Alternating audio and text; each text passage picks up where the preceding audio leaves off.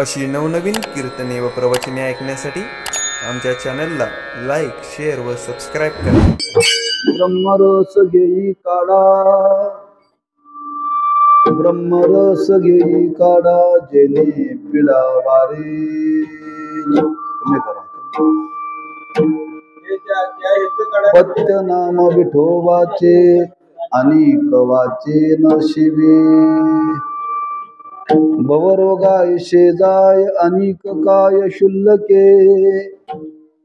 पत्य नाम विठोबाचे अनेक वाचे नशिबे, तुका म्हणे नोहे बाधा, तुका म्हणे नोहे बाधा अनेक कदा भूतांची. पत्य नाम विठोबाचे अनेक वाचे नशिबे, पांडुरंगा करू प्रथम नमन, दुसरे चरण संतांचिया. त्यांच्या कृपादाने कथेचा विस्तारू बाबाजी सद्गुरु दास तुका. नमो ज्ञानेश्वरा, नमो ज्ञानेश्वरा, निवृत्ती उदारा सोपान देवा. नमो मुक्ताबाई त्रिभुवन पावने आद्यत्रे जननी देवाची. नमो सद्गुरु तुकया ज्ञानदीपा, नमो सद्गुरु सच्चिदानंद रूपा. नमो सद्गुरु भक्त कल्याण मूर्ती, नमो सद्गुरु भास्करा पूर्ण कीर्ती. ब्रह्मरस घेई काढा, ब्रह्मरस घेई काढा, जेने पिडा वारील. पथ्य नाम विठोबाचे अनेक वाचे नशिबी. श्रीमंत जगद्गुरु श्री तुकोबाराय सेवेला घेतलेल्या अभंगातून मनुष्य जीवाला दुःख प्राप्तीचा, निवृत्तीचा उपाय अभंगातून प्रकट करतात. प्रतिवर्षाप्रमाणे संपन्न होणारा नामोत्सव संत शिरोमणी नामदेव महाराज, शिंपी समाज, श्री विठ्ठल मंदिर, ग्रामस्थ भाविक या सर्वांच्या सहकार्याने आणि त्या नामोत्सवातील ही आजची सेवा आहे. यथामती काही चिंतन करण्याचा प्रयत्न करू.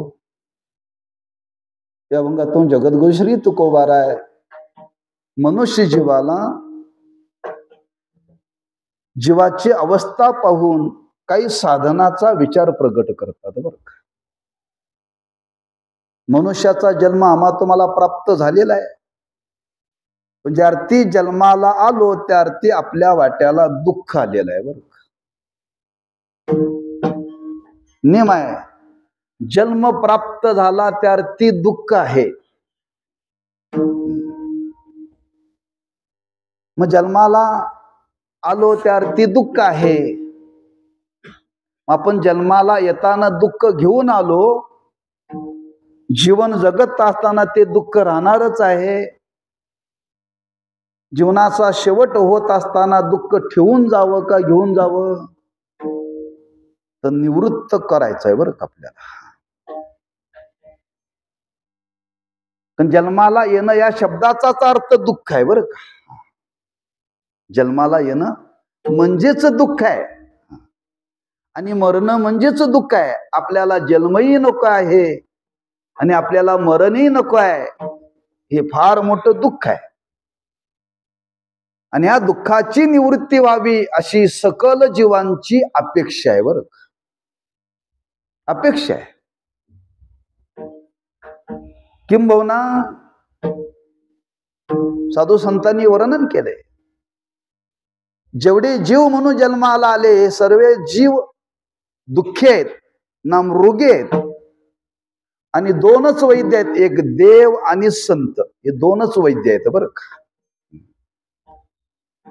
रोग जीवाला झालेला आहे आणि त्याचे निवारक संत आहेत. बरं, सकल जीवाला, अगदी मराठी सांगायचं म्हणजे अ पासून ह पर्यंत. बरं का, अ पासून ह पर्यंत हे मराठी आहे. बरं का, पण कळत नाही लोकाला. लोकांना वाटतं ए टू झेड हे मराठी वाटतं. बरं का,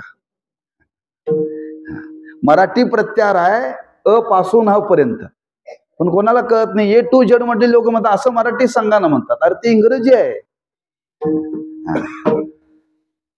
हा जेवढे म्हणून भूतलावरती जीव जन्माला आलेत, हा त्या प्रत्येकाच्या माग दुःख आहे. प्रत्येकाच्या माग दुःख आहे. बरं, प्रत्येक जीवाच्या माग दुःख आहे. त्या दुःखाची निवृत्ती झाली पाहिजे. ते दुःख निवृत्त करण्याकरता काही महाभाग प्रवृत्त आहेत. बरं, पहिल्यांदा दुःख दुःख कळावं आणि दुःख कळाल्यानंतर त्याच्या निवृत्तीचा प्रयत्न करावा. आज अशी अवस्था आहे, आपल्याला दुःख आहे हे बऱ्याच लोकांना माहिती नाही. बरं, दुःख आहे लोकांना पहिल्यांदा कळतच नाही. मराठीत म्हण आहे, येडीला सासरी सारखंच आणि माहेरी सारखंच. बरं,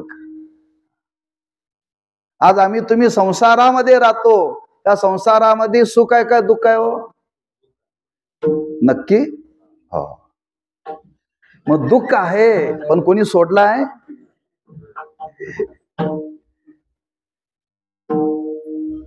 नाही ना. संतांनी लिहिलंय, संसार दुःख मूळ चौकडी इंग, विश्रांती नाही खोटी रात्रंदिवस तम. हा, त्या संसाराचं स्वरूप वर्णन केले. दुःख रूप आहे, दुःख रूप आहे. खरंच कळाले का? खरंच कळालेलं नाहीये, लक्षात ठेवा. आणि खरंच जर कळालं असतं तर तुकोबारांनी असं म्हटलं नसतं जीवाला, अरे बाबा, ज्या सुखाकरता जीवनामध्ये तू प्रयत्न करतोस, त्या सुखाच्या मग किती दुःख आहे तुला याची जाणीव आहे का? धरी धरी आठवण मानी संतांचे वचन, सुख पाता जवा पाडे, सुख पाहता जवा पाडे,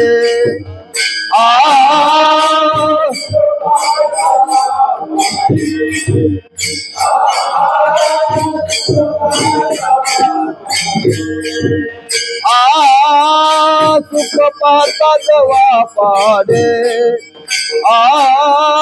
सुख पाता जवा पाडे,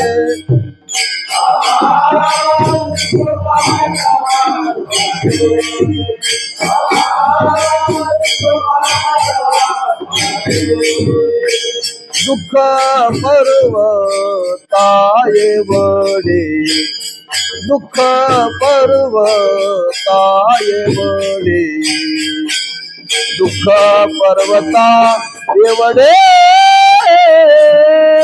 धरी धरी आठवण, धरी धरी आठवण,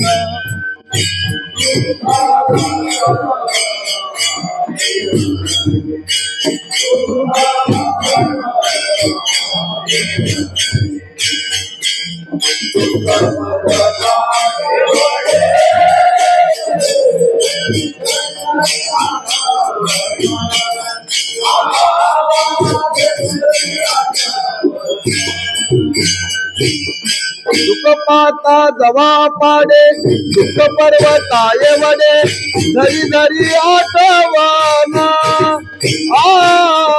धरी धरी आठवण,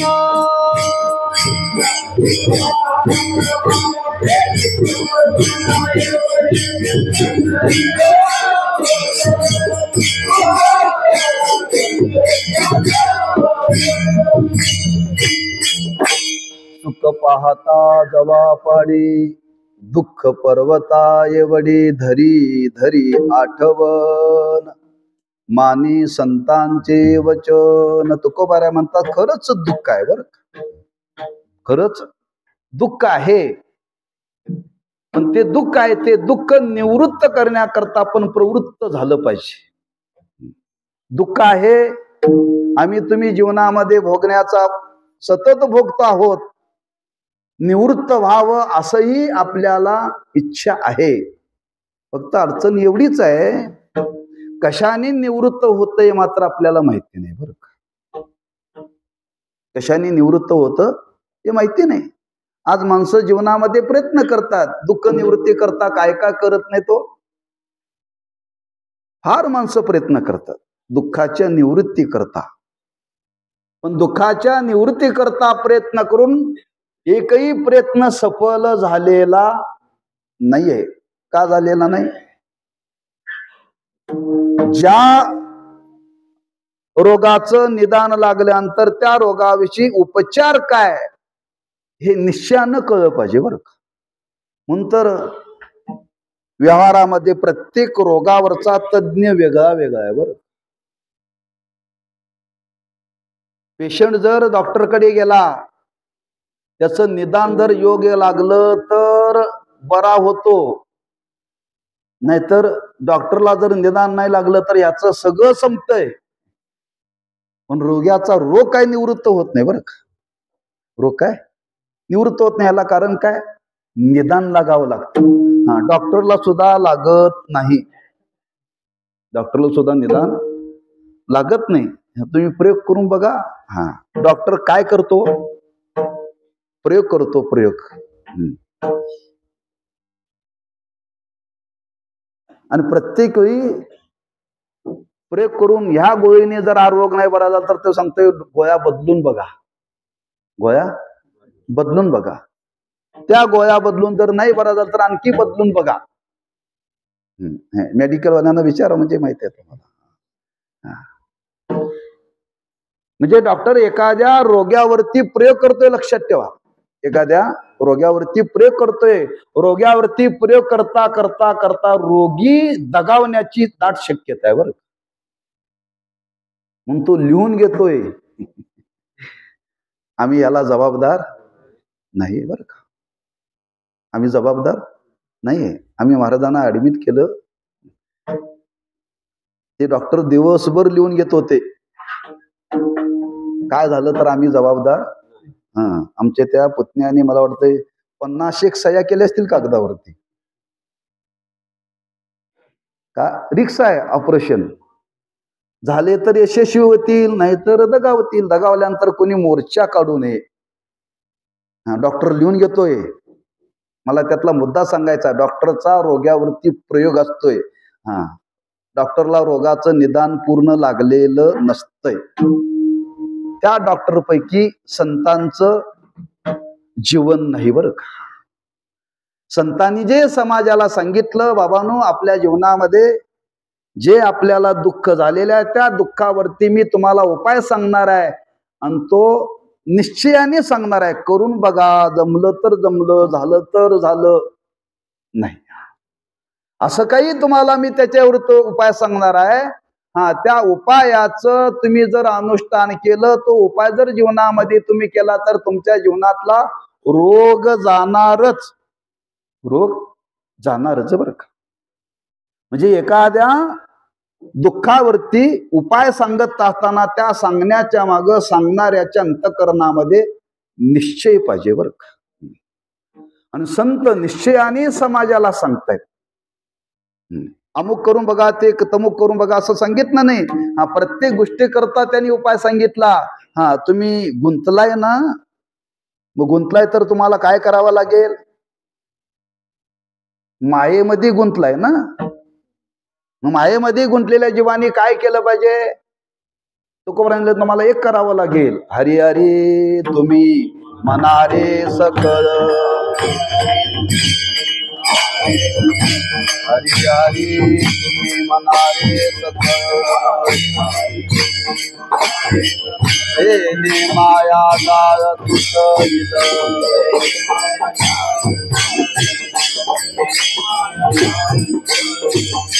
हरी मनारे सकळ,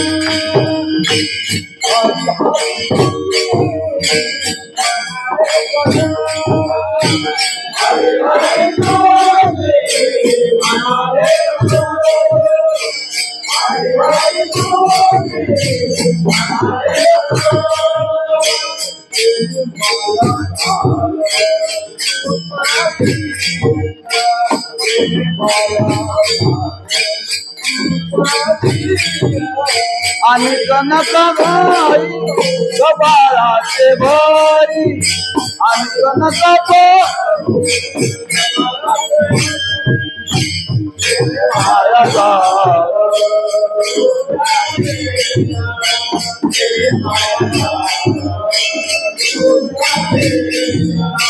आणि नका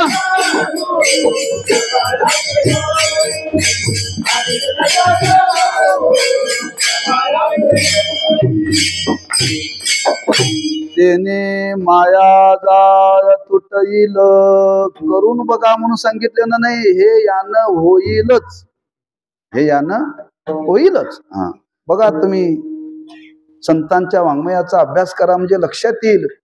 तुकोबारांना विचारलं, महाराज आम्हाला सुख पाहिजे, मग काय करा? लग्न करा सांगितलं. आपुला तो एक देव करून घ्यावा, तेने विन जीवा सुखा लागी करशीत मग, तरी तू जा एक सासूरवाडीशी पंढरपूर. प्रमाण देण्याचं कारण निश्चयानं सांगतात बर का. या जगाच्या पाठीवरती निश्चयानं सांगणार जीवन म्हणजे फक्त संतच. इतर ठिकाणी आपण फसू, इतर ठिकाणी लबाडी होईल, पण संत मात्र समाजाला कधीही फसवणार नाही. का नाही हो? त्याचं एकच कारण, संतांच्या अंतःकरणामध्ये स्वार्थ नाहीये. संतांच्या अंतःकरणामध्ये स्वार्थ नाहीये. आम्ही सुद्धा लोकांना फसवतोय, तारीख एकीकडे येतोय आणि जातोय दुसरीकडे. कीर्तनकारांचं बरं का, एका गावाला घ्यायची तारीख आणि जायचं दुसऱ्या गावाला, आम्ही सुद्धा फसवतोय.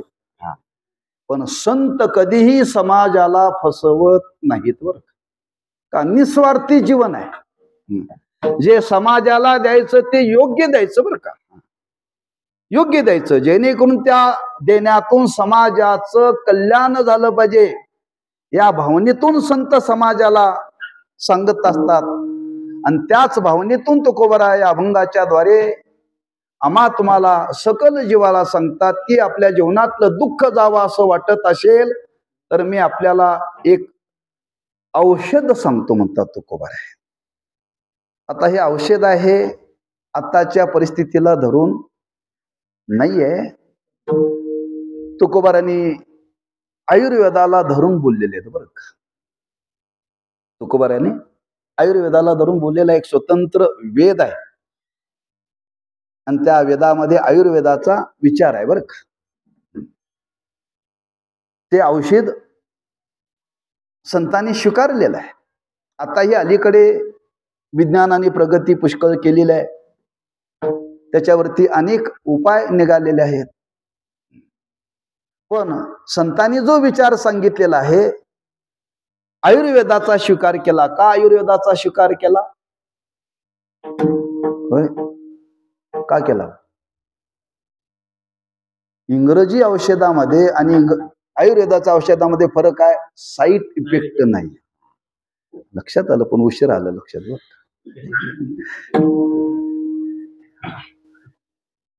बरोबर आहे ना? तुम्हाला जर डॉक्टरने गोळ्या जर डझनभर दिल्या तर त्याच्याकडे एक डॉक्टर गोळी देतो, कुठली? पित्ताची. गोळ्या खाऊन पित्त वाढतं, त्यात एक लिहिलेली असते, ती नसते बरं का. गोळ्या खाऊन पित्त वाढतं म्हणजे साईड इफेक्ट. हो, म्हणजे चालूच्या औषधामध्ये आपण जर औषध घेतलं तर त्याचा रोगाचा दुष्परिणाम होतो. गुडघ्यावरती गोळ्या निघालेत, पण कालांतराने त्याचा दुष्परिणाम होतो. गुडघ्यात इंजेक्शन दिलं जातं पण दुष्परिणाम होतो बरं का. म्हणून आयुर्वेदाला धरून हा विचार मांडलेला आहे. मांडायचा आहे पारमार्थिक साधन. पारमार्थिक साधनाचा समाजाला बोध करायचा आहे. पण आयुर्वेदाची भाषा तुकोबारांनी अभंगातून वापरलेली आहे. कशावरून? एक तिथं शब्द आलाय रस आणि दुसरा शब्द आलाय पथ्य.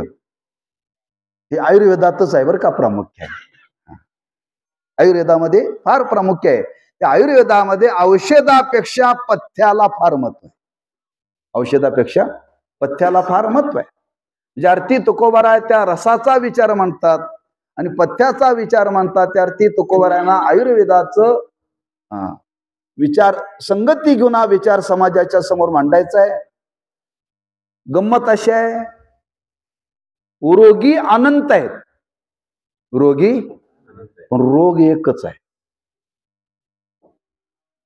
असं समाजामध्ये घडत नाही. म्हणून तर मी सांगितलं प्रत्येक रोगाचा तज्ञ भिन्न भिन्न आहे.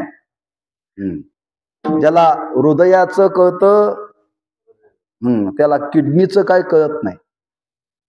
ज्याला किडनीचं कळतं त्याला घशाचं काय कळत नाही. बरं, म्हणून प्रत्येकाचे तज्ज्ञ आहेत. गुरुवरे साखरे महाराज तर गमतीनं सांगतात, एक ग्रस्त कान दाखवायला गेले. कान दाखवायला गेले आणि तपासणी केल्यानंतर डॉक्टरने विचारलं, कान कुठला दुखतो? ते म्हणले डावा. ते म्हणले मी उजव्या कानाचा तज्ज्ञ, म्हणजे डाव्याचं मला काय कळत नाही.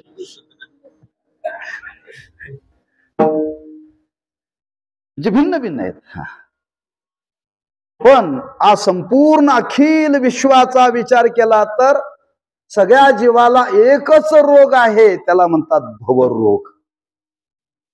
त्याला म्हणतात भवरोग. बघा, सर्वांना एकच आहे आणि औषधी एकच आहे आणि सांगणारे पण एकच आहे. फक्त फरक एवढा आहे,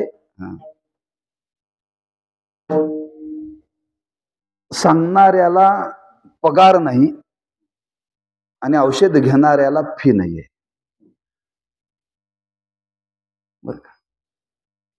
हा डॉक्टरकडे जायचं म्हणली पहिल्यांदा काय करावं लागतं? केस पेपर. रोग नाही आला तर केस करायचा तो भाग वेगळा, पण पहिल्यांदा केस पेपर केला जातो. केस पेपर केल्याशिवाय डॉक्टर घेत नाहीत आत. बरं का? म्हणजे हात लावायचे पैसे वेगळे आणि काय रोग झालाय त्या औषधाचे पैसे पुन्हा वेगळे. पण संतांनी ज्या रोगाचं निदान सांगितलं, ज्या रोगावरती औषध सांगितलं, त्या वैद्यालाही पैसे द्यावे लागत नाहीत आणि त्या औषधाचे पण पैसे रोग्याला, डॉक्टरला द्यावं लागत नाही. दोन्हीकडून बघा. बरं का? त्याचं कारण आहे, आयुर्वेदामध्ये असं वर्णन केलंय, आपण वाचा म्हणजे कळेल. आयुर्वेदामध्ये जे औषध दिलं जातं ते वनस्पती औषध असतं. बरं का? आणि वनस्पती ही निसर्गातून निर्माण झालेली आहे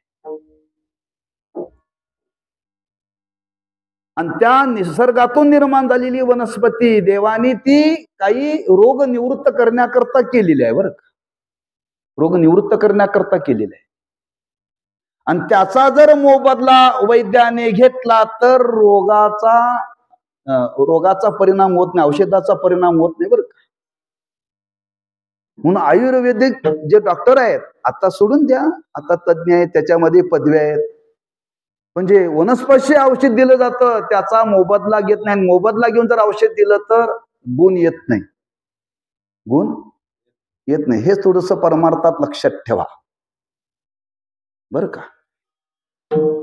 ठरवून कीर्तन केलं तर समाजावरती परिणाम होत नाही. हा सांगणारे कमी आहेत का संप्रदायात? उभे राहा. म्हणणाऱ्याने बसायचं नसतं. परमार्थाचं तेच आहे. तुम्ही मोबदला घेतला की आपल्या वाणीचा परिणाम समाजावरती होत नाही. संतांचा जो वाणीचा समाजावरती परिणाम झाला तेवढा परिणाम आज कालाचा विचार केला तर कोसावरती कीर्तनकार आहेत.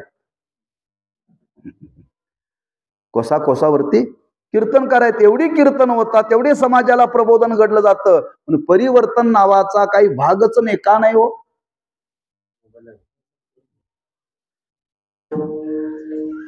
परिणाम का नाहीये? सांगणाऱ्याच्या अंगामध्ये, वाणीमध्ये सामर्थ्य नाहीये. सामर्थ्य नाही, लक्षात ठेवा. संतांनी समाजाला प्रबोधन केलं, लक्षात ठेवा. सहज बोलणे हित उपदेश करोनी सायास करोनी सायास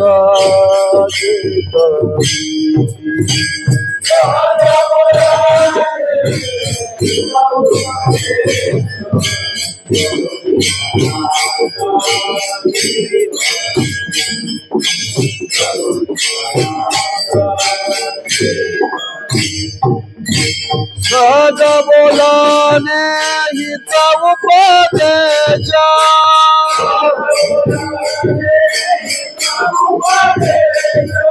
सहज बोलणे हित उपदेशे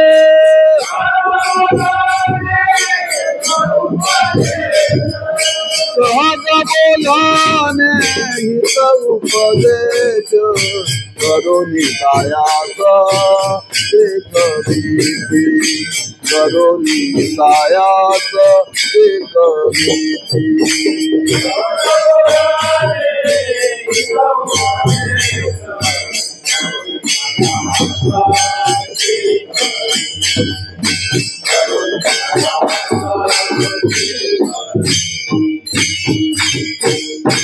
सहज बोलणे हित उपदेश करोनी सायास शिकविती संतांच्या वाणीचा जो समाजावरती परिणाम झाला तो आज परिणाम होत नाही. शब्द तेच आहेत पण सांगणाऱ्याच्या वाणीत सामर्थ्य नाही. लक्षात ठेवा, सांगणाऱ्याच्या वाणीमध्ये सामर्थ्य नाहीये. आचार विचार भावना शुद्ध असावी लागते, निरपेक्षता असावी लागते, निस्वार्थ असावा लागतो. तेव्हा कुठं सांगणाऱ्याच्या वाणीचा समाजावरती काही अंशाने परिणाम होतो. लक्षात ठेवा. मी कशाच्या संबंधाने सांगालोय? आयुर्वेदामध्ये जे औषध दिलं जातं त्या औषधाचा परिणाम कधी होतो? मोबदला नाही घेतला तर. मोबदला नाही घेतला तर बरं का. काही त्याची बंधन आहेत. तेव्हा आयुर्वेदाच्या माध्यमातून आज जगद्गुरु श्री तुकोबाराय समाजाला सांगतायत काय नेमकं समाजाला दुःख झालेलं आहे संतांनी जाणलेलं आहे बरं. आणि ते जाणण्याकरता काय करावं लागतं? नाडी परीक्षा. नाडी परीक्षा. आताच्या डॉक्टरला नाडी कळत नाही का? नाडीच कोणाला राहिली नाही, इलेक्ट्रिक आले सगळं. डॉक्टरला नाडीच कळत नाही हो, नाडी म्हणजे काय. पण नाडी परीक्षेवरून रोगाचं निदान लागतं बरं का. नाडी आता धरली की तो सांगतोय तुमची प्रकृती कप प्राधान्य आहे का वात प्राधान्य आहे का पित्त प्राधान्य आहे. हे नाडी हाताला लागल्याबरोबर वैद्य सांगतो बरं का. नाडी बरोबर कळालं ना तुम्हाला? हा. तसं समाजाची नाडी संतांनी ओळखल्या. समाजाची संतांनी नाडी ओळखलेली आहे. हा, सर्वांना एकच रोग झालेला आहे आणि त्या रोगाची निवृत्ती आज या जीवाच्या जीवनातली झाली पाहिजे. तेव्हा संतांना वाटला पण हे समाजाला प्रबोधन केलं पाहिजे, त्याच्या उपायाचं मार्गदर्शन केलं पाहिजे. वास्तविक रोग झालेला आहे, दुःख निवृत्त करण्याकरता माणसाने प्रयत्न करायला पाहिजे. पण माणसाची सहज प्रवृत्ती इकडं नाहीये. नाही. लक्षात ठेवा. मी बोलून गेलो की आपल्याला काहीतरी झाले पहिल्यांदा कळालं पाहिजे आणि त्याच्या निवृत्ती करता प्रयत्न केला पाहिजे. आज बहुतांश लोक, बरेच लोक अंगावरती करतात दुखणं पण औषध घेत नाहीत बरं का. अंगावरती काढतात पण औषध घेत नाहीत. मग ते वाढलं की मग डॉक्टरकडे येतात बरं का. वाढलं की येतात. तसं आज प्रत्येकाला दुःख आहे, प्रत्येकाच्या जीवनामध्ये दुःख आहे, प्रत्येकाच्या जीवनामध्ये. पण त्या दुःखाविषयी निश्चित उपाय जीवाला माहिती नाही. पण संतांनी हे जाणलेलं आहे आणि जाणल्यानंतर संतांना वाटलं खरंच हे समाजाचं दुःख आपण निवृत्त केलं पाहिजे आणि समाजाचं दुःख निवृत्त केलं पाहिजे. पण समाजाची सहज प्रवृत्ती नाही आहे. प्रवृत्ती नाही. ज्ञानोबांनी 7व्या अध्यायामध्ये वर्णन केले, मार्मिक वर्णन केले. पाहे पा शरीराची या गावा जया लागी आले पांडवा तो कार्यार्थवा गवा सांडोनिया. जन्माला आलेत पण ज्याच्या करता आपण जे जीवनामध्ये करायला पाहिजे त्याच्या करता कोणाची प्रवृत्ती नाही, सहज प्रवृत्ती नाही. लक्षात ठेवा. जसं तुकोबारांनी वर्णन केले, सहज प्रवृत्ती माणसाची कुठं आहे हो? विषयाकडे आहे. खालारा धावी पाणी. तुम्ही जर जमिनीवरती पाणी जर ओतलं तर ते पाणी कुठं पळत हो? उताराला पळत, चढायला जात नाही बरं का.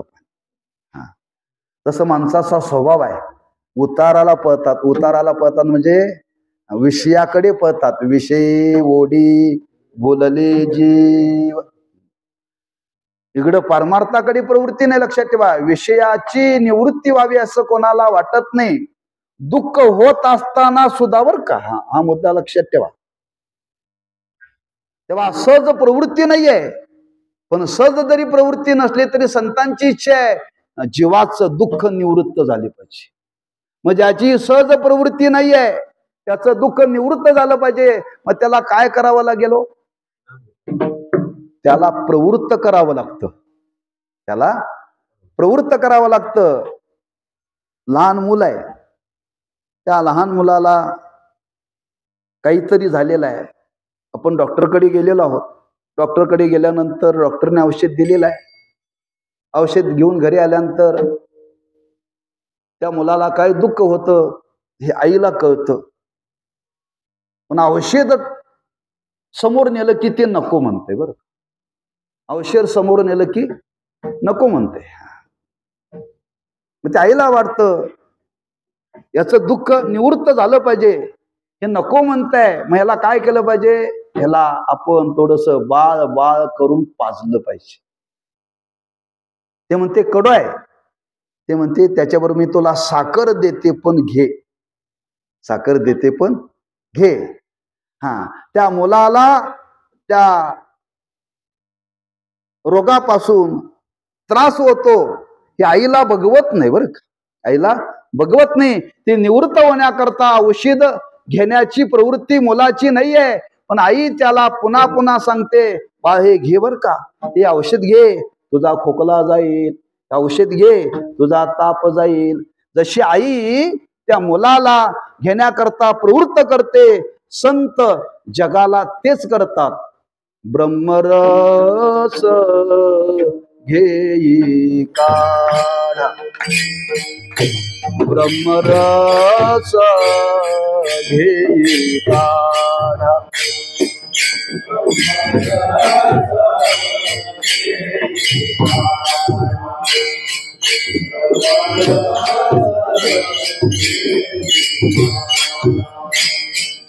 ब्रह्मरस घेई काढा, ब्रह्मरस घेई काढा.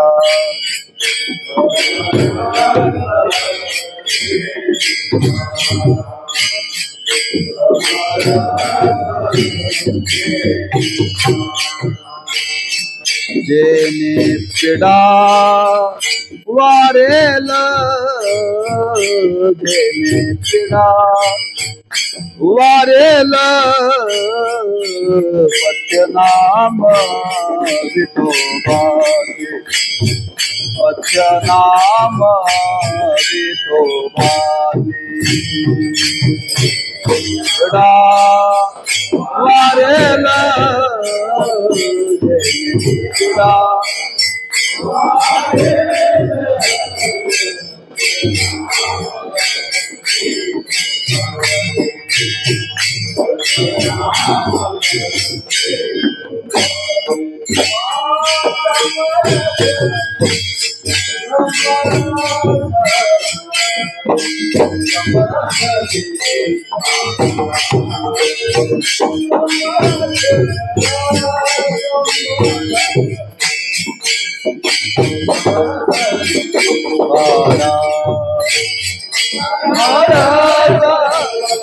ब्रह्मराजा ब्रह्मरस घेई काढा.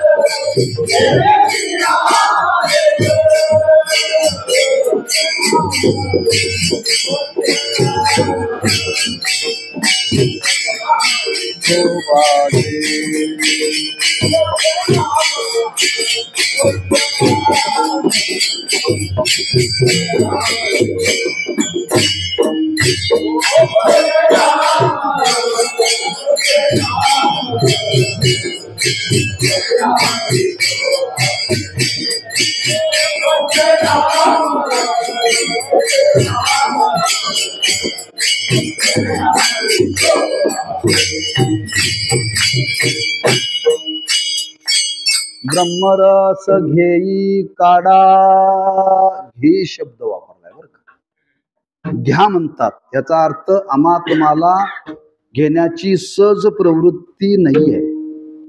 सहज प्रवृत्ती नाही बरं का. हा, काही गोष्टी घेण्याकरता प्रवृत्त करावं आणि काही गोष्टीपासून परावृत्त करावं. काय म्हटलं लक्षात ठेवा बरं का. काही गोष्टीमध्ये प्रवृत्त करावं आणि काही गोष्टीमध्ये परावृत्त करावं. आमचं उलट आहे, जिथं प्रवृत्त करायला पाहिजे तिथं परावृत्त करतो आणि जिथं परावृत्त करायला पाहिजे तिथं प्रवृत्त करतोय. एखादा जर माळ घालायला लागले, माळ कशाला घालतो रे म्हणले, तू नका लोडणं घालू दे. म्हणजे एखादा जर माळ घालाय करता जर प्रवृत्त मध्ये घालू नको, घालू नको. आमच्या घराण्यात आतापर्यंत कुठे घातली नाही, तू कशाला घालतोस म्हणले. आमचं घराणं म्हणजे खानदानी. काय हो पाटील. पण ह्या पाटलांच्यात माझ्या वडिलाची मिराशी का देव आहे बरं का. अशी पाटीला खानदानी खाण्यातच बरं का. म्हणजे एखादा मनुष्य जर सत्मार्गाला जर प्रवृत्त व्हायला लागला तर माणसं त्याला परावृत्त करतात, बाजूला करतात बरं का. वास्तविक प्रवृत्त केलं पाहिजे, प्रवृत्त केलं पाहिजे. काही माणसं व्यसनामध्ये जर प्रवृत्त होत असेल तर त्याला परावृत्त बाजूला केलं पाहिजे. एखादा जर कीर्तनाला जात असेल तर त्याला प्रवृत्त केलं पाहिजे. अरे कीर्तन ऐकायला कशाला जातो. सांगणाऱ्याचं चांगलं झालं नाही, ऐकणाऱ्याचं चांगलं होणार आहे असे लोक म्हणतात बरं का. त्याला येऊ देत नाही तिकडं, लक्षात ठेवा. म्हणून इथं तुकोबार आहे, आम्हा तुम्हाला याच्यामध्ये प्रवृत्त करता शब्द वापरला, घेई घेई बर का. घेण्याकरता का प्रवृत्ती नाहीये, प्रवृत्त करायचं आहे. तुकोबारांनी आपल्या जीवनामध्ये हा प्रयोग केलेला आहे बरं का. तुकोबारांनी आपल्या जीवनामध्ये हा प्रयोग केलेला आहे. घेई घेई माझे वाचे, घेई घेई माझे वाचे,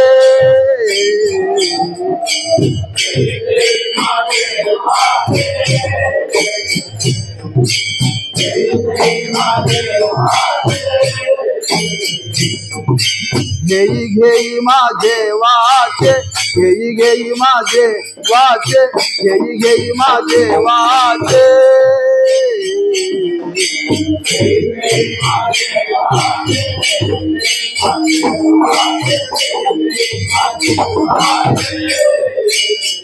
गोड नाम विठोबाचे, गोड नाम विठोबाचे, तोय तुम्ही घ्या रे सुख, तोय तुम्ही घ्या रे सुख.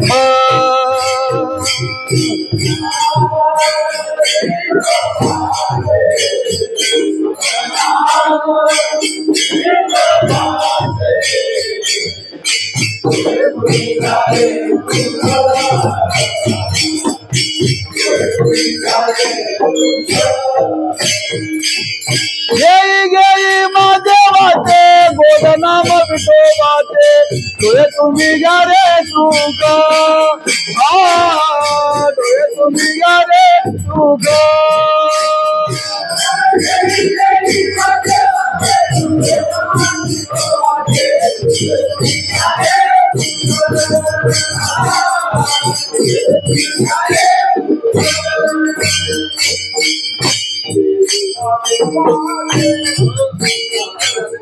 दोन झाले झालं डबल झाली तुमची वाट बघून मी उचलले काय तुम्ही म्हटली नाही म्हणून मी म्हंटले बरं लगेच ते उचलावं लागतंय हा घेई घेई माझे वाचे महाराज आपल्या वाणीला परमार्थ साधनेमध्ये प्रवृत्त करतायत जसं स्वतःच्या वाणीला प्रवृत्त करतायत तसंच महाराज समाजाला प्रवृत्त करतात घेई ब्रह्मरस घेई काढा हे कधी घडणं शक्य आहे म्हणून मी व्यवहारातलं उदाहरण दिलं त्याला आईचं हृदय लागतं बरं का कोणाचं आईचं हृदय लागतं पुरुष असला तरी चालतो पण हृदय मात्र आईचं पाहिजे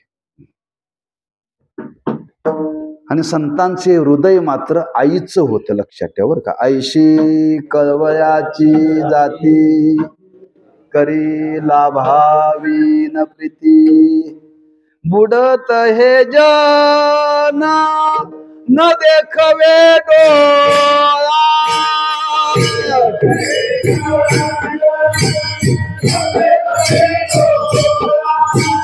बुडत हे जना न देखवे डोळा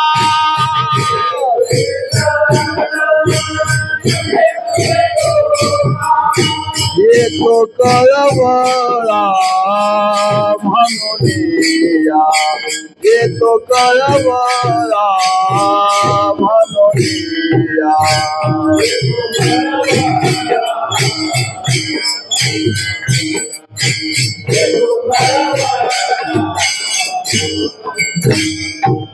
उडत हे जाना न देखवे डोळा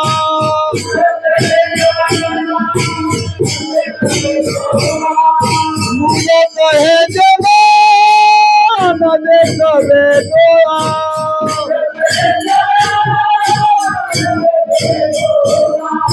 येतो कळवळा म्हणून येतो कळवळा म्हणून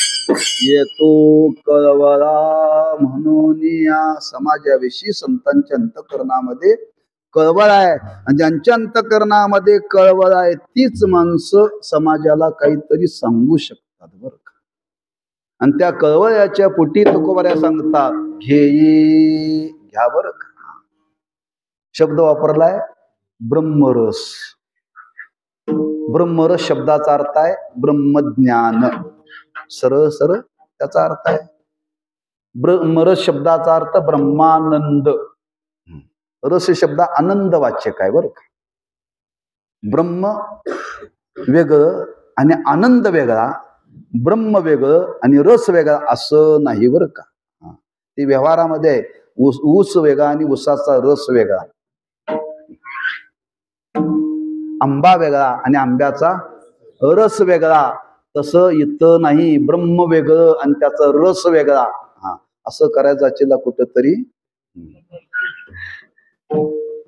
रस म्हणजेच ब्रह्म आणि ब्रह्म म्हणजेच रस बरं दोन शब्द नाही एकच आहेत पण मी सांगितलं शब्द का वापरला आयुर्वेदाला धरून तुकोबाराय बोलले तेव्हा त्या आयुर्वेदामध्ये शब्द आहे काढा कशाला काढा म्हणतात आज माणसं चहाला सुद्धा काढा म्हणायला लागले बरं का चहाला सुद्धा चहाला काढा म्हणत नाहीत चहाला काढा म्हणत नाहीत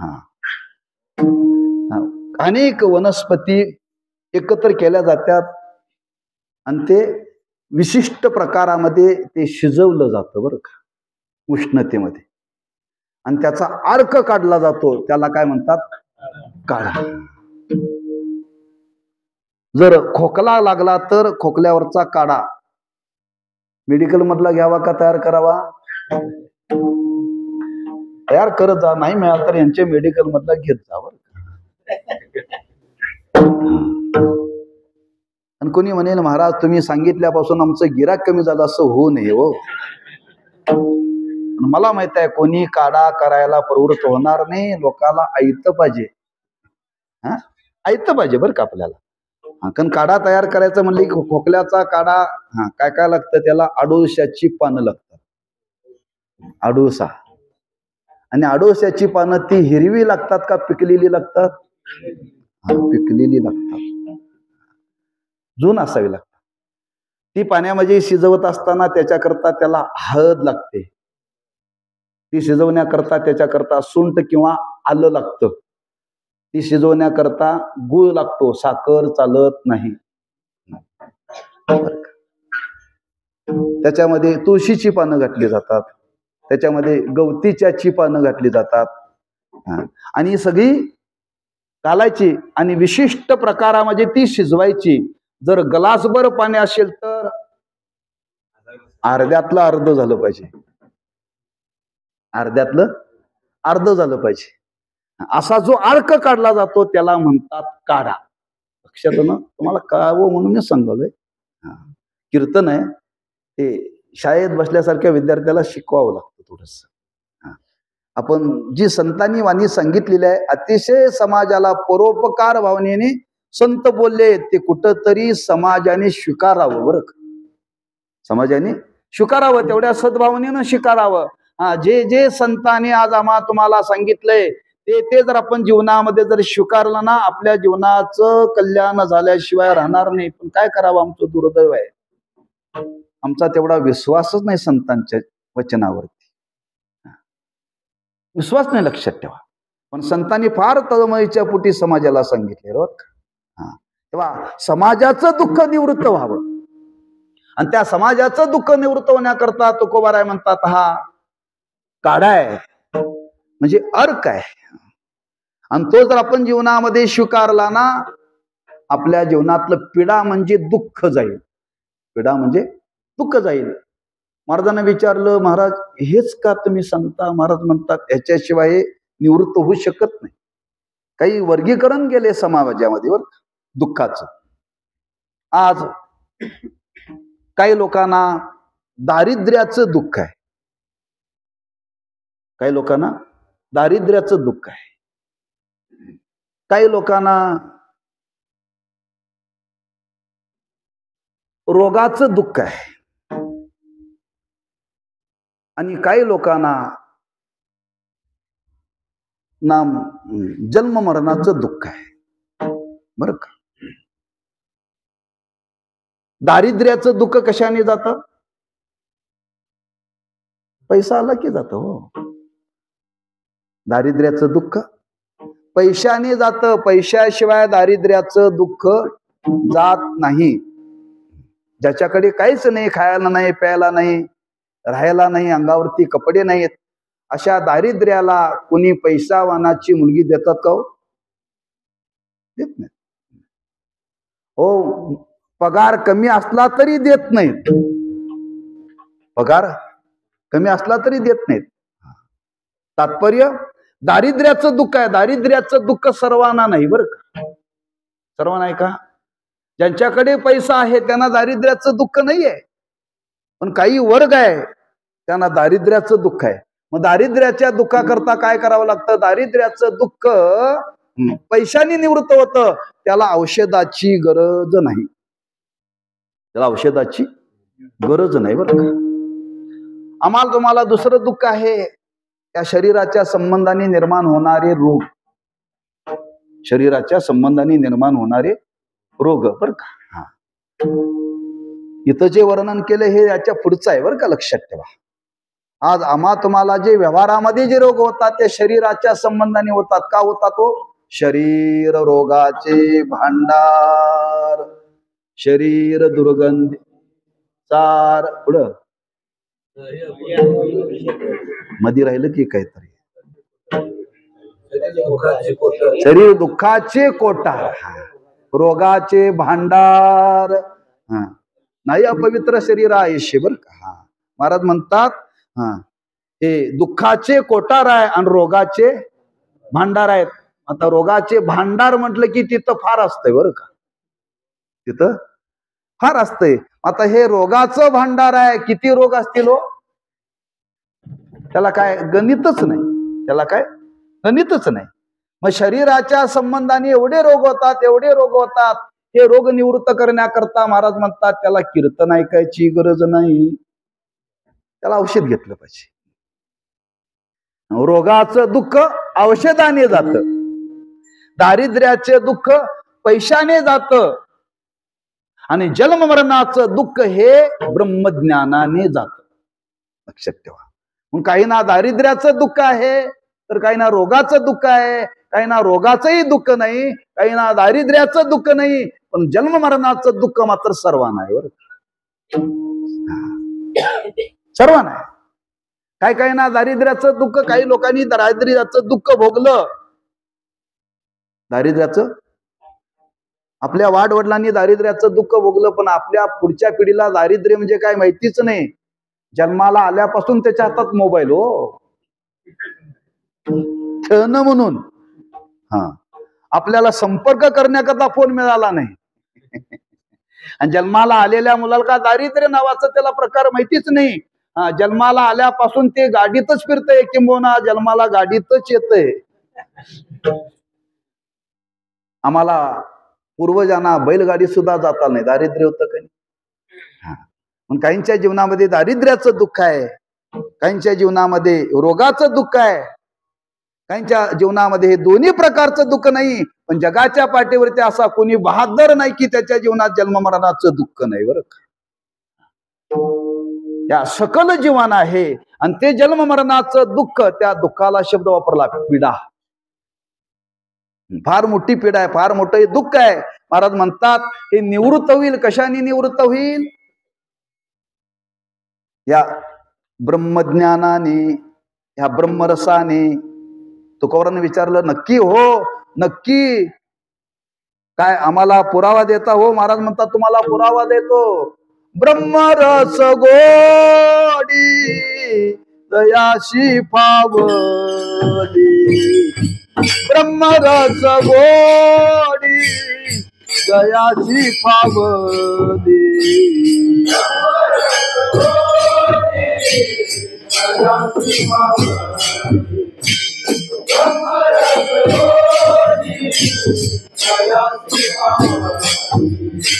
ब्रह्मरस गोडी दयाची पावली, ब्रह्मरस गोडी दयाची पावली.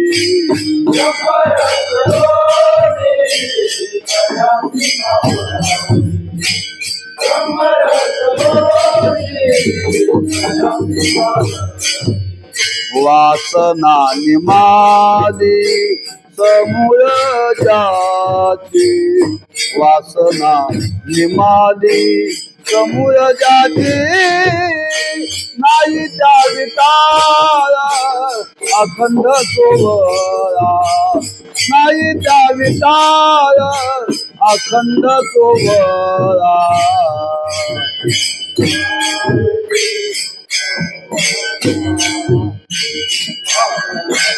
निमाले समूळ जाते, नाही त्या विटाळ अखंड सोहळा.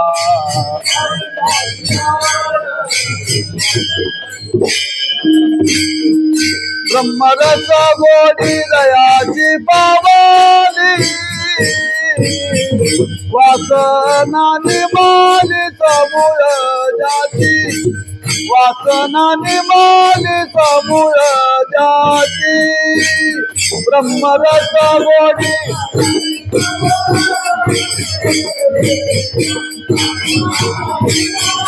समूळ जाती, वासना निमाली समूळ जाती. वासना निमाली समोर ज्याची ब्रह्मरस गोडी, ज्याला अनुभवाला आली, ज्यांनी हे प्राप्त केली, ज्यांनी ही सेवन केली, ज्याचा अनुभव घेतला, महाराज म्हणतात त्याच्या जीवनातली वासना समूळ गेली. ते शब्द वापरला, पिडा वारेल. वारेल म्हणजे वारेल म्हणजे कायमची निवृत्ती.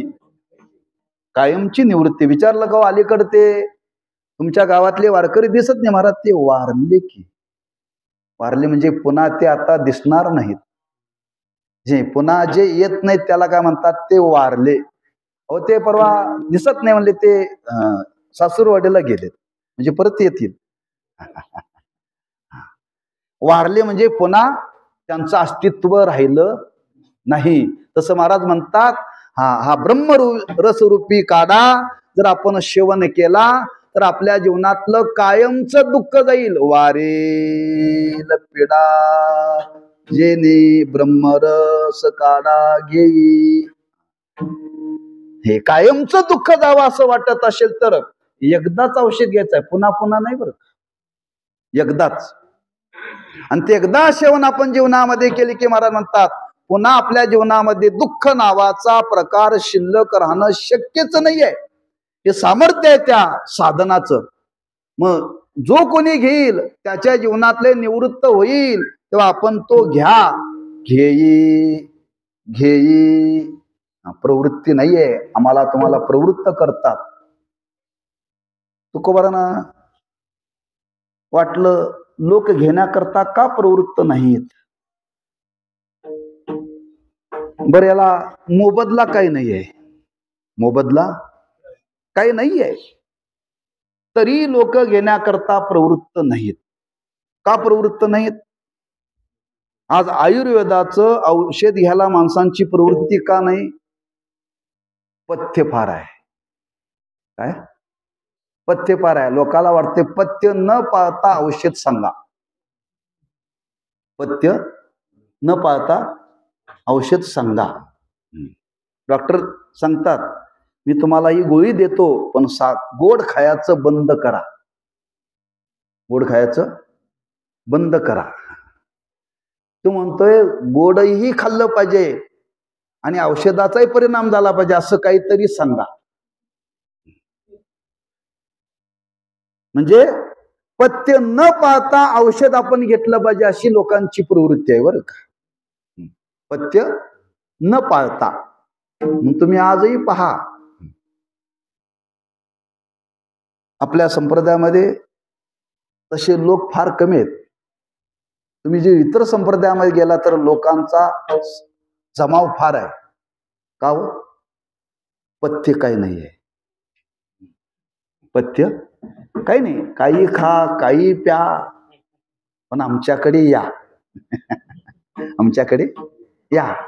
त्याला काय पंढरपूरला जायला पाहिजे असं काही नाही, एकादशी करायला पाहिजे असं काही नाही, गळ्यात काय घालायलाच पाहिजे असं काही नाही, काहीच नाही बरं का. हा कितीतरी संप्रदाय आहेत, मी नावं घेत नाही, तुम्ही त्याचा अभ्यास करा, तुम्हाला माहिती असेल. पण समाज पाहिला तर मुंगीसारखी माणसं आहेत, मुंगीसारखी. लाखाच्या घरात माणसं, आपल्याकडे 1000 सुद्धा माणसं कीर्तन ऐकायला नसतात. का हो. पथ्य आहे पथ्य. आज लोकांना पथ्य नको आहे. पथ्य नको आहे. लोक म्हणतात आम्ही तुमचं कीर्तन आयुष्यभर ऐकू, तुमच्या बरोबर येऊ, फक्त आम्हाला एवढं करा, माळ घालायला सांगू नका.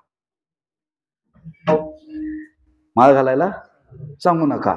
आम्ही म्हणतो आमच्या बरोबर यायचं असेल तर माळ घालावी लागेल, माळ घालावी लागेल. हा पथ्य आहे, काही पथ्य पाळावी लागतात बरं का. हा एक कीर्तनकर आपल्या संप्रदायामध्ये होऊन गेले, वैकुंठवासी माधव महाराज शास्त्री अंबेजोगाईकर. विद्वान होते, ब्रह्मचारी होते. ते एवढे कडक होते, कीर्तनाला उभं राहिलं की पहिल्यांदा धोतर कोणाचा आणि पॅन्ट कोणाचा बघणार. वर जेवढे पॅन्टवाले तेवढे खाली बसा, खाली बसा. माझ्या कीर्तनाला धोतरवालाच उभा राहिला पाहिजे.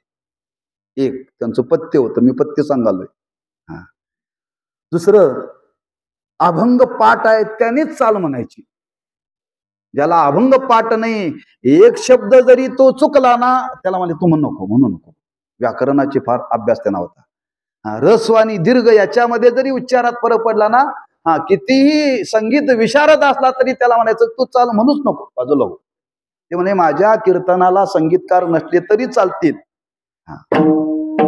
एवढं त्यांचं कडक होतं. त्याला मी पथ्य सांगाले बरं का. आता लोक म्हणतात महाराज सामावून घ्या, सामावून घ्या, पण आपल्या संप्रदायाचा तो दंड काय, कुठंतरी लोकांची प्रवृत्ती झाली पाहिजे. सर्वांच्या करता संप्रदाय बरं का, सर्वांच्या करता संप्रदाय. तात्पर्य पथ्य आणि त्या ब्रह्मरसाकरता, ब्रह्मरसाचा काढा घेण्याकरता पथ्य आहे. की तुकोबारांना वाटलं हे आपण समाजाला सांगतो, कोणी याच्यामध्ये प्रवृत्ती नाही. का प्रवृत्ती नाही? लोकांना माहिती आहे काढा घ्यायचं म्हटलं की पथ्य पाळावं लागतं, पथ्य पाळावं लागतं. पथ्य पाळलं तर औषधाचा गुण येतो, पथ्य नाही पाळलं तर औषधाचा गुण येत नाही. तो तुकोबाराय सांगतात हे ब्रह्मरस रूपी काढा आहे. हा काढा तसा पचायला अवघड आहे बरं का, पचायला अवघड आहे.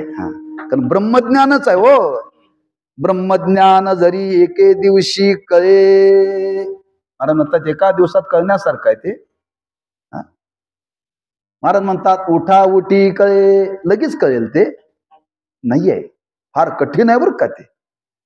म्हणजे हे ब्रह्मज्ञान सजासजी आपल्याला सहज, हा ब्रह्मरूपी काढा आपल्याला सजासजी पचणार नाही. पण तुकोबाऱ्या म्हणतात तो पचवता येतो. तो पचवायचा असेल तर एकच, मी सांगतो ते पथ्य पाळा, मी सांगतो ते पथ्य पाळा. काय पथ्य आहे ते महाराज अभंगाच्या दुसऱ्या चरणात सांगतात. पथ्य नाम विठोबाचे, पथ्य नाम विठोबाचे,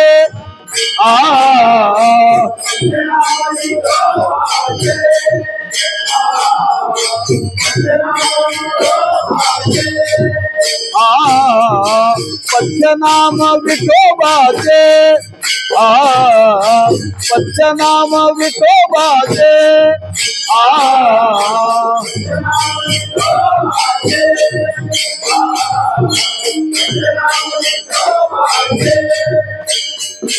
अनेक वाचन सेवी,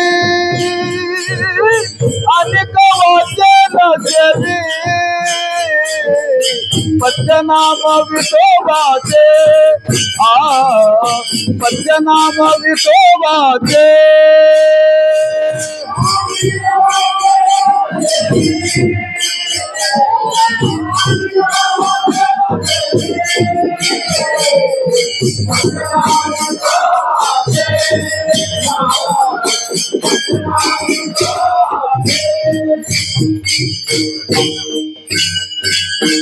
पथ्य नाम विठोबाचे अनिक वाचे न शिवी. महाराज म्हणतात ह्या औषधाचा गुण येईल, त्याच्याकरता आपल्याला पथ्य पाळावं लागेल. महाराज म्हणतात गुण तर येईलच, आपल्या जीवनातलं दुःख तर जाईलच, पण महाराज म्हणतात जिथं जन्ममरणाचं दुःख निवृत्त होतं तिथं बाकीचं दुःख जाईल काय नाही याच्याविषयी शंका घ्यायची गरज नाही. भव रोगाय शेजाय अनिक काय शुल्लके, पथ्य नाम विठोबाचे अनिक वाचे न शिवी. तुका म्हणे नो हे बाधा अनिक कदा भूतांचे, पथ्य नाम विठोबाचे अनिक वाचे न शिवी. याच ठिकाणी अभंगाचा भावार्थ झाला असं समजून झालेला नाही म्हणून समजायचा. एकदा संप्रदायपूर्वक भजन करू आणि उर्वरित काळामध्ये राहिलेला विचार सांगून सेवा वेळेमध्ये पूर्ण करू. एकदा सर्वांनी प्रेमाने भगवंताचं भजन करा. विठोबा रखोबाई, जय जय विठोबा रखोबाई. ब्रह्मरस घेई काढा जेने पिडा वारेल, पथ्य नाम विठोबाचे अनिक वाचे न शिवी. महाराज म्हणतात हा काढा सर्वांनी सेवन करा, तो सर्वांना सेवन करता येतो. जो कोणी सेवन करेल त्याच्या जीवनातलं दुःख कायमचं निवृत्त होईल. कायमचं म्हणजे त्याला शास्त्रीय भाषेमध्ये वर्णन केले, सकल दुःखाची निवृत्ती आणि परमानंदाची प्राप्ती. त्याला म्हणतात आत्यंतिक निवृत्ती. लय रूप नव्हे बरं का, कायमची निवृत्ती. पण त्याच्याकरता महाराज म्हणतात ते घेण्याकरता आपली जी योग्यता लागते ती योग्यता येण्याकरता आपल्याला भगवंताचं नाम घ्यावं लागेल. आणि ते कसं घ्यावं लागेल? अनेक वाचेन शिवी. म्हणजे तो काढा जर आपल्याला पचावा असं वाटत असेल, आपल्याला गुण यावा असं वाटत असेल आणि दुःख जावं असं वाटत असेल, तर महाराज म्हणतात त्याच्याकरता पथ्य आहे एकच, भगवंताचं नाम. मग महाराजांनी विचारलं, आम्ही रोज घेतोय, तुम्ही घेताय तसं उपयोगाचं नाहीये. अनेक वाचे नशिवी. या वाणीनं भगवंताच्या नामाशिवाय दुसरं काहीही सेवन करायचं नाही. आम्ही कीर्तनात देवाचं नाव घेतोय, कीर्तन झाल्याशिवाय शिवीशिवाय पाणी पित नाही. अनेक वाचे नशिवी. आम्ही कीर्तनामध्ये ब्रह्मानंद सेवन करतोय, पण कीर्तन झाल्यानंतर तंबाखूचा रस सेवन करतोय. अनेक वाचे नशिवी. कसा परिणाम होईल? ज्या वाणीनं एकदा भगवंताचं नाम सेवन केलं त्या वाणीला आता दुसरा कुठला कलंक लागता कामा नये, दोष लागता कामा नये बरं का. भगवंताच्या नामाशिवाय दुसरा आता त्या वाणीनं काहीही घ्यायचं नाही, काहीही घ्यायचं नाही बरं का. तुकोबाराय म्हणतात नवे नवे मला थोडस बोलले, आम्ही असं जीवनामध्ये ठरवलंय एक भगवंताचं नामच, एक गावे आम्ही विठोबाचे नाम आणि कापे काम नाही आता बोलण्याचे नाही, आता देवावी न काही. नवे नवे महाराज म्हणतात आता आम्ही जी वाणी आहे ना ती भगवंताच्या नामाशिवाय दुसरं काय घ्यायचं नाही ठरवलंय, समर्पित करून टाकल्या. समर्पिली वाणी पांडुरंगे घेते दनी, पूजा होते मुक्ता पैर सोविया मंगळी. अनेक वाचे नशिवी. ते पचलं पाहिजे ना, आणि ते पचवण्याकरता त्या भगवंताच्या नामाने ती योग्यता येते. लक्षात ठेवा, योग्यता येते. म्हणून ज्याला हा ब्रह्मरस रूपी काढा सेवन करायचा, दुःख निवृत्त करायचा आहे, महाराज म्हणतात काय अवघड नाही, फक्त भगवंताचं नाम घ्यायचं वाणीनं. भगवंताच्या नामाशिवाय दुसरं वाणीनं काहीही सेवन करायचं नाही, काहीही सेवन करायचं नाही. नियम आहे. वारकऱ्याने एकदा वारकरी व्रत स्वीकारले ना, मग त्याने सात्विकच आहार सेवन केला पाहिजे. सात्विकच आहार सेवन केला पाहिजे. लक्षात ठेवा. जाता जाता सांगतो, सात्विक आहाराचं वर्णन केलंय. कशा करता सांगतोय? पथ्या करता बरं का, पथ्या करता. कांदा लसूण खाऊ नये म्हणतात. कांदा लसूण खाऊ नये म्हणतात. का खाऊ नये? आरोग्याला चांगला आहे बरं का, आरोग्याला चांगला आहे, पण परमार्थाच्या साधनेला प्रतिबंधक आहे. परमार्थाच्या साधनेला प्रतिबंध आहे. कांदा सेवन करण्याने उष्णता कमी होते शरीरात. लसूण खाण्याने अटॅक येत नाही, पण तो शिजवून नाही खायचा, कच्चा खावा लागतो. सामर्थ्य आरोग्याच्या दृष्टीनं चांगला आहे, पण परमार्थाच्या दृष्टीने फार बाधक आहे बरं का. कांदा आणि लसूण हा तमोगुण प्रधान आहे. क्रोध वाढतो आणि कामशक्ती वाढते. आपल्याला ब्रह्मज्ञान प्राप्त करायचं ना, हळूहळू आपल्या जीवनातली आसक्ती कमी झाली पाहिजे, तादात्म्य कमी झालं पाहिजे, आणि त्याच्याकरता पथ्य पाळलं पाहिजे. लोक म्हणतात तुम्ही कांदा लसूण खात नाही, आजरेकराच्या फडावरचे का? अरे कुणीच खाऊ नये कांदा लसूण. त्यातल्या त्यात परमार्थ करणाऱ्याने तरी खाऊ नये, हबप वाल्याने तरी अजिबात खाऊ नये. खाल्ला तर कच्चा तरी खात जाऊ नका. वारकऱ्यांना माझी विनंती आहे, तुम्हाला सुटत नाही ना, शिजवलेला जाऊ दे खा. हा, पण कच्चा तरी वरून कांदा खाऊ नका, विनंती आहे माझी. बरं, तुम्ही कुठेही गेला, कोशिंबरी गेली तर खाऊ नका, एवढं तरी पाळा ना. हा, मला काय माझ्यासारखं वा मला असं मग तुम्हाला सांगायचं नाही, पथ्याच्या संबंधाने मी बोलालोय बरं का. अधिकार आपला जर परमार्थामध्ये जर वाढवायचा असेल तर काही पथ्य जीवनामध्ये पाळी पाहिजे. तसं तुकोबरा इथं सांगतात, आपल्याला हे दुःख निवृत्त होण्याकरता हा ब्रह्मरूपी रसरूपी काढा जर सेवन करायचा असेल तर महाराज म्हणतात काही करू नका, फक्त भगवंताचं नाम जीवनामध्ये घ्या. म्हणून थोडा उलट विचार सांगतो मी आपल्याला. जर तुम्ही अखंड भगवंताचं नाम जीवनामध्ये जर येण्याचा प्रयत्न केला ना, बाकी काय पाळायची गरजच नाही. कांदा मुळा भाजी अवघी विटाबाई माझी अशी अवस्था निर्माण होईल बरं का. पण त्या मानाने भगवंताचं नाम घेतलं पाहिजे. भगवंताच्या नामाशिवाय दुसरं काहीही जीवनामध्ये घ्यायचं नाही. आणि कवाचे नशिबी हे कशा करता सांगितलेलं आहे? एक कालाचा विचार घेऊन हा विचार मांडलेला आहे. आता तो विचार मी आपल्या समोर प्रगट करत नाहीये, कारण वेळेचं बंधन आहे. तेव्हा ब्रह्मज्ञान संपादन करण्याकरता आपल्याला अधिकार असावा लागतो, आणि तो अधिकार या भगवंताच्या नामस्मरणाने प्राप्त होतो. ब्रह्मरस ब्रह्मानंद ब्रह्मज्ञान संपादन करण्याकरता करणाऱ्याचं अंतकरण शुद्ध पाहिजे. अंतकरण शुद्ध पाहिजे.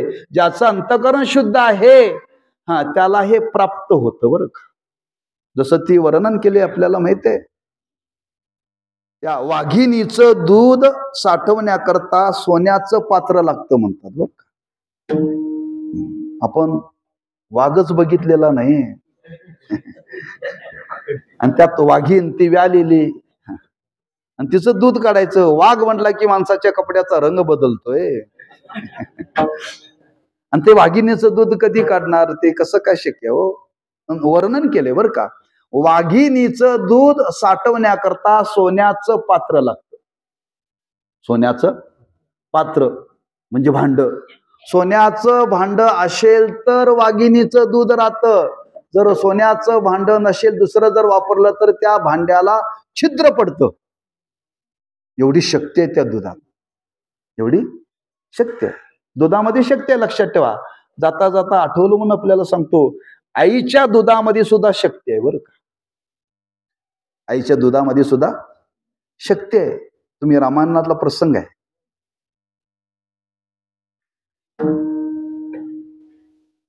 प्रभू रामचंद्र हनुमंतराच्या मातोश्रीला भेटले, आणि काही प्रसंगामध्ये शक्ती लागली. तेव्हा हनुमंतराय थोडीशी कमी पडली काही कालामध्ये. तेव्हा मातोश्री सांगतात, अरे हनुमंता, माझ्या दुधामध्ये शक्ती आहे, तुला दाखवतो म्हणले. स्तनातलं दूध काढलं आणि एका दगडावरती टाकलं. दगडाचा भंग पावला बरं, दगडाचा भंग पावला. आणि असं दूध मी तुला पाजलंय म्हणून त्याला वज्रदेही म्हणतात. जो आईचं दूध पोटभर पितो तो वज्रदेही होतो. आताच्या आया मुलाला दूधच पाजत नाहीत. ही वास्तवता आहे का? स्वतःचं सौंदर्य जपण्याकरता, स्वतःचं सौंदर्य जपण्याकरता माता मुलाला दूध पाजत नाहीत. पण मुलाचं त्यात फार मोठं नुकसान आहे ना. दुधामध्ये ताकद आहे, ताकद आहे. आईच्या दुधात ताकद आहे, तसं त्या वाघिणीच्या दुधामध्ये ताकद आहे. ते पात्र सोन्याचं लागतं. तसं ब्रह्मज्ञान साठवण्याकरता हे अंतकरण रूपी पात्र लागतं. ते कसं लागतं? शुद्ध लागतं. आणि ते शुद्ध कशाने होतं? भगवंताच्या नामाने. पत्य नाम विठोबाचे आणि कवाचे न शेवी. भगवंताच्या नामाशिवाय दुसरं जीवनामध्ये तुम्ही वाणीनं काही घेऊ नका. नक्की आपल्याला हे ब्रह्मज्ञान पचेल, आपल्याला हे पचेल. कुणी म्हणेल पचेल हो, पण ते मिळालं तर ना, मिळालं तर. मिळतं ते कुठं ब्रह्मज्ञान मिळतं? कुठल्या दुकानात मिळतं?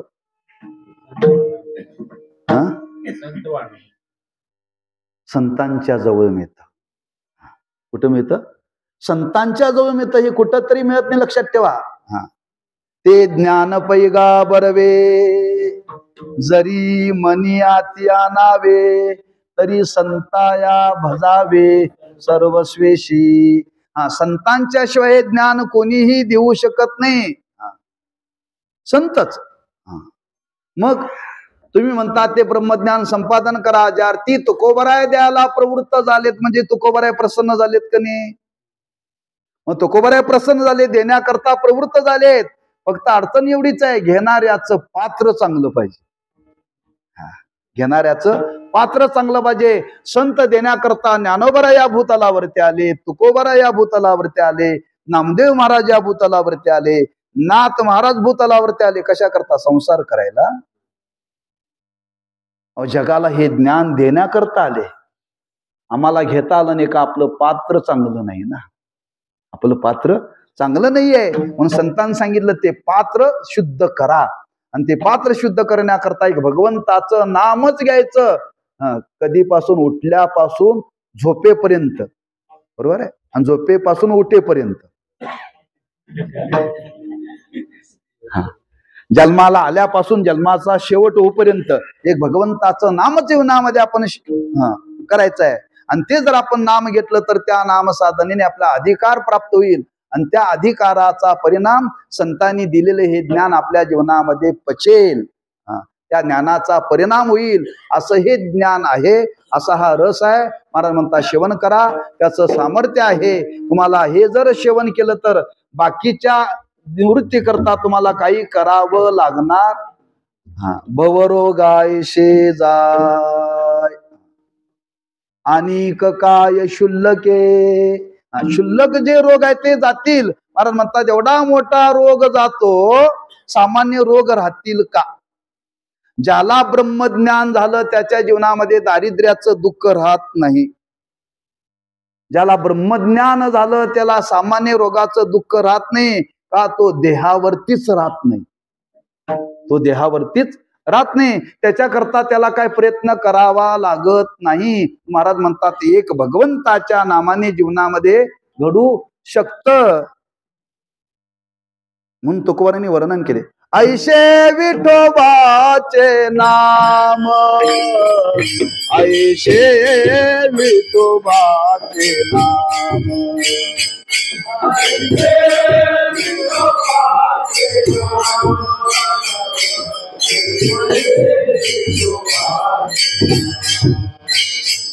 ऐशे विठोबाचे नाम, ऐशे विठोबाचे नाम,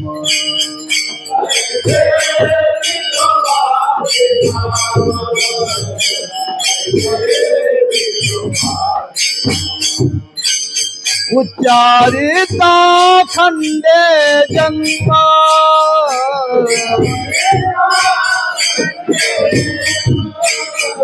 उच्चारिता खंडे जन्म,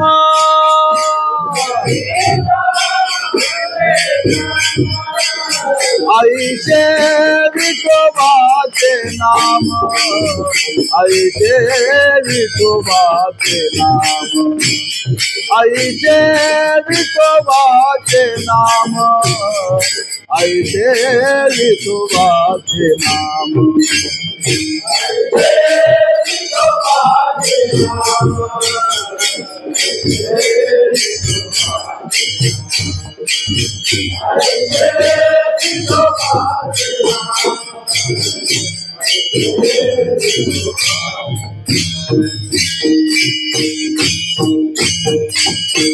सुटे भवरोग संचित क्रियमान भोग, ऐशे विठोबाचे नाम, उच्चारिता खंडे जन्म भवरोग ऐशे जाय अनिक काय शुल्लके, पथ्य नाम विठोबाचे अनिक वाचेन शिवी. महाराज म्हणतात या साधनेतून आपल्याला हे प्राप्त होईल. म्हणून तुम्ही कुठला विचार करू नका. नवे नवे महाराज म्हणतात तुमच्या जीवनामध्ये कुठलीच बाधा आता तुम्हाला होणार नाही.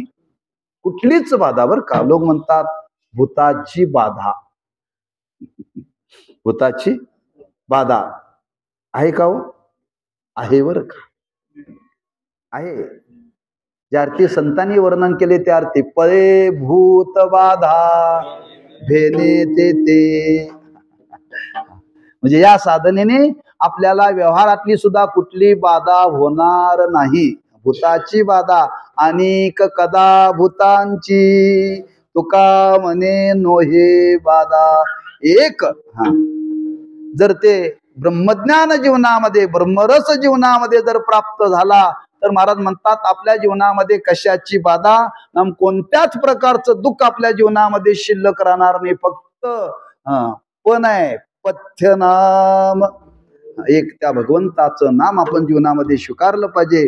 अंतर ते जीवनामध्ये स्वीकारलं तर महाराज म्हणतात नक्की आपल्या जीवनातलं हे दुःख जाईल. म्हणून काय करा, पथ्य नाम विठोबाचे अनेक वाचेन सेवे ज्ञानेश्वर माऊली ज्ञानराज माऊली तुकाराम. जय जय ज्ञानेश्वर माऊली ज्ञानराज माऊली तुकाराम.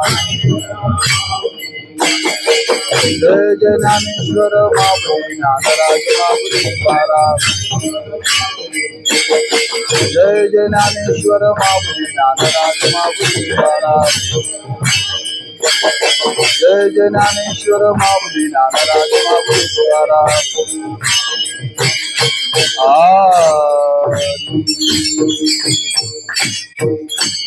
ब्रह्मरस घेई काढा जेणे पिडा वारेल पथ्य नाम विठोबाचे अनेक वाचे नशिबी भवरोगाय शेजाय अनेक काय शुल्लके तुका म्हणे नोहे बाधा अनेक कदा भूतांचे पथ्य नाम विठोबाचे अनेक वाचे नशिबी. वेळेची मर्यादा मनी मानशी घेऊन काहीचा अभंगाचा विचार काही अंशाने आपल्या समोर माझ्या मतीप्रमाणे प्रगट करण्याचा प्रयत्न केला. काही प्रवचन कीर्तनातून आपण जे काही श्रवण केलं जे योग्य आहे ते श्री गुरूंच्या सान्निध्यामध्ये श्रवण केलेलं आहे. त्याचा आपण जीवनामध्ये योग्य आहे ते श्री गुरूंचा जीवनामध्ये स्वीकार करा. आणि बोलण्याच्या ओघामध्ये काही चुकीचे शब्द या वाणीतून आले असतील ते खास माझ्या येते माझे मला परत करा. माणसं जाताना पाया पडून जातात बरं का. कशा करता महाराज तुमचं 2 तास ऐकलं हे तुमच्या जवळच राहू द्या.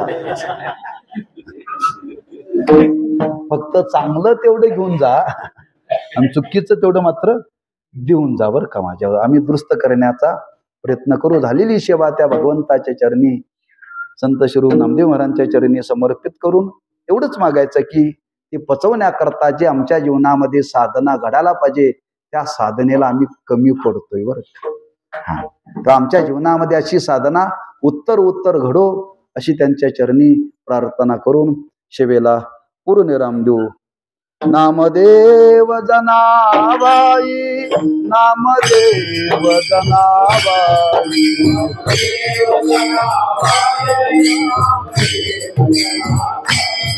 नामदेव जनाबाई नामदेव जनाबाई नामदेव जनाबाई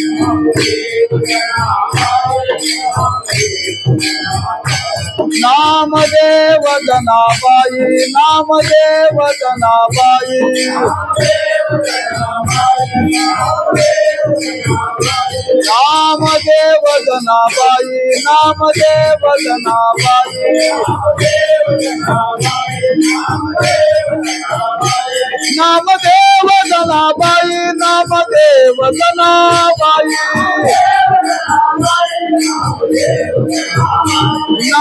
नामदेव जनाबाई नामदेव जनाबाई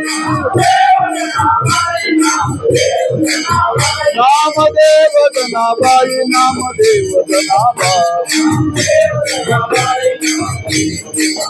नामदेव जनाबाई नामदेव जनाबाई